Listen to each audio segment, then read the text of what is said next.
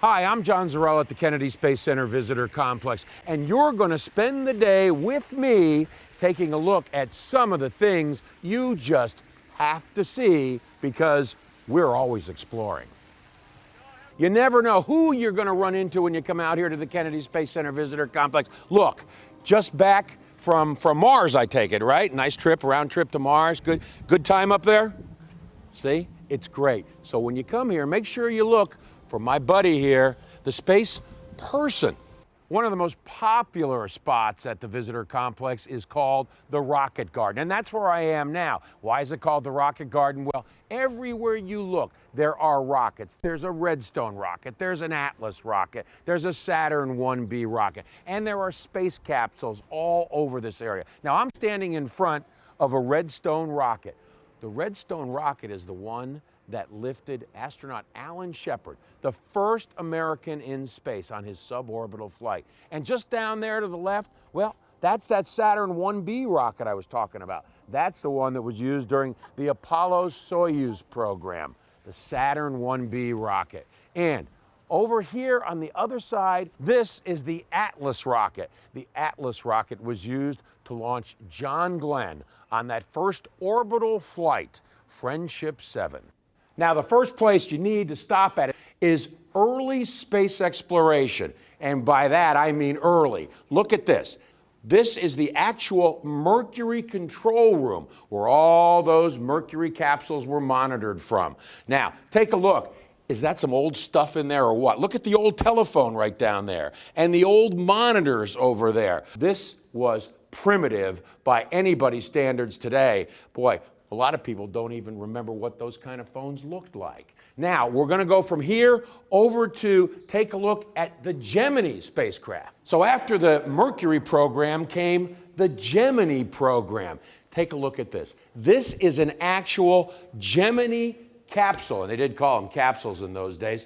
General Tom Stafford and Gene Cernan flew this vehicle, and Gemini in Latin means twins. Now look, they really were twins inside there. Two guys sat in those two seats during the launch of the Gemini spacecraft. And Gemini, of course, was the precursor, the practice runs for Apollo. And in fact, during this mission, Gene Cernan actually did a 2-hour spacewalk. So, Gemini, then after Gemini comes Apollo.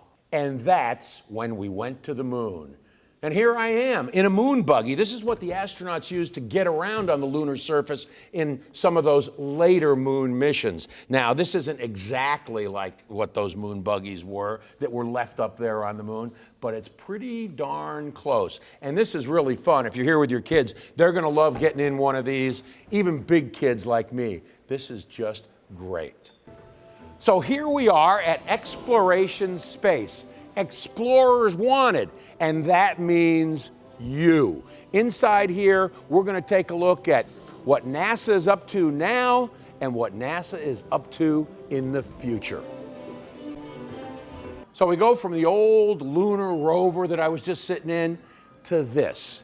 This is an exact replica of the Curiosity rover, which is on Mars right now doing all kinds of scientific experiments and work. Look at all those experiments that are there. And look at all those tires that it has. 6 big tires there. Right now, the Curiosity rover is right up against Mount Sharp on Mars. Now, if we look a little bit more over here, take a look at this rover. It's quite a bit smaller. Now that is an exact replica of the Spirit and Opportunity rovers that are still on Mars, of course, as well. And if you maybe remember back a ways, the first rover that landed really successfully was called the Sojourner rover. And compared to the size of these, Sojourner was, about that big. Now, for the future generations that actually go to Mars and explore, let's take a look at what they might be exploring Mars in. Here at the Visitor Complex, we are always exploring, and this could be the future of Mars exploration.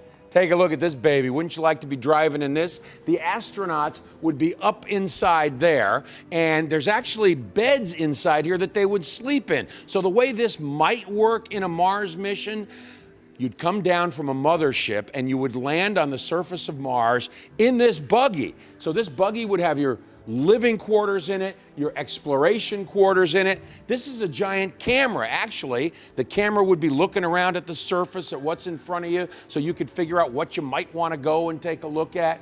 So this is truly one of the things that's kind of sort of on the drawing board for the future and Mars exploration.